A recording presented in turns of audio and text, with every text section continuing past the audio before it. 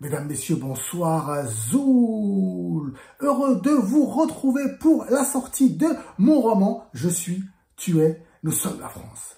Très prochainement en dédicace, peut-être près de chez vous. Je vous propose dans un premier temps de regarder le podcast et on se retrouve juste après.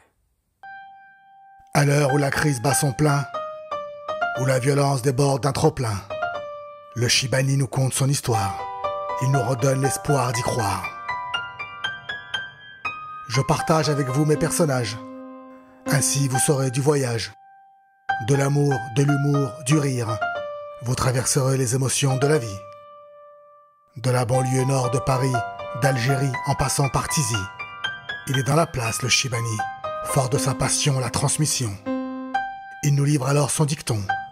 Savoir d'où l'on vient nous aide à devenir.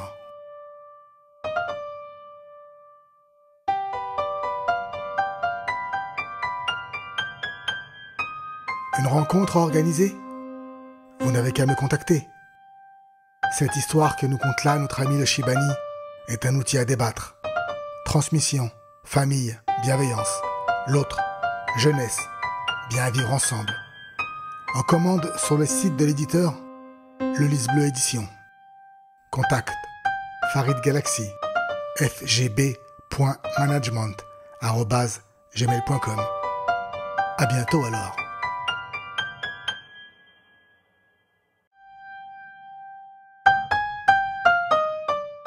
Année 2010.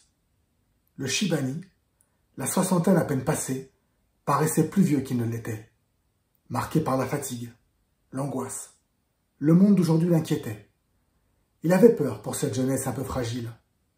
Le Chibani faisait le bien autour de lui. Il souhaitait maintenant partager, accomplir son devoir de transmission. Il avait une histoire à raconter. Le vieil homme pensait que son heure était venue. Hospitalisé, il attendait donc patiemment la venue de ses petits-enfants issus de la France des couleurs. Sa chambre d'hôpital donnait sur un parc arboré. Le matin, le Chibani avait droit à la fraîcheur.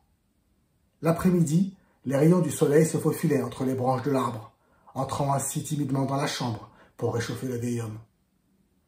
Ce fut par une belle journée ensoleillée que Kaina, Slimane et Jules s'assirent à son chevet.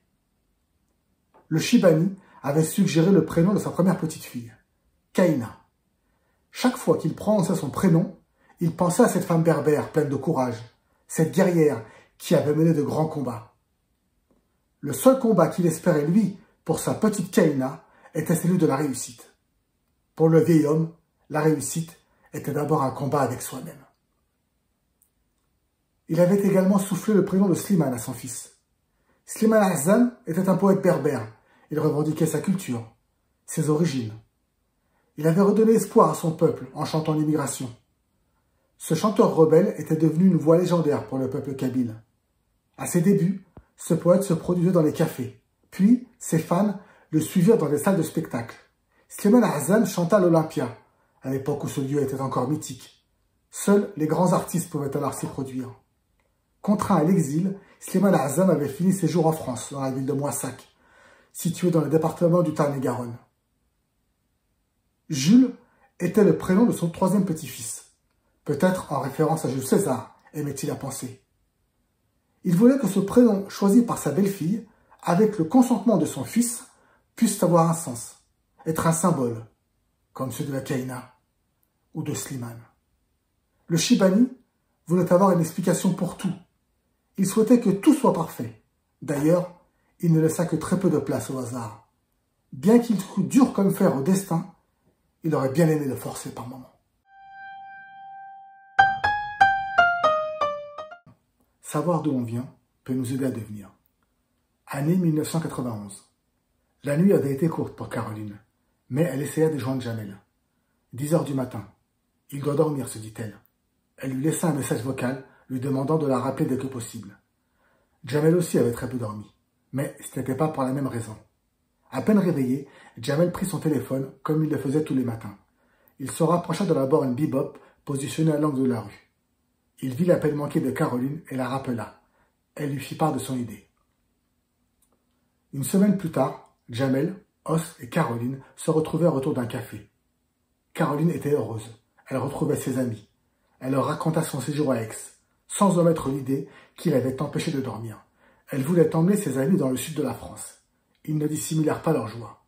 Caroline ajouta: « Arrivé chez ma tante avec un arabe et un noir, mais vous êtes fous!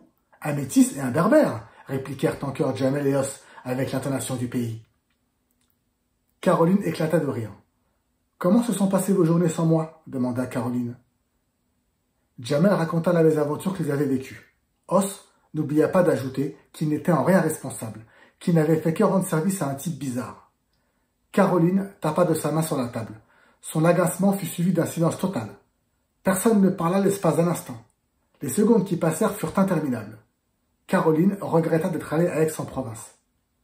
La tension redescendit. Elle demanda alors à ses amis s'ils savaient d'où ils venaient.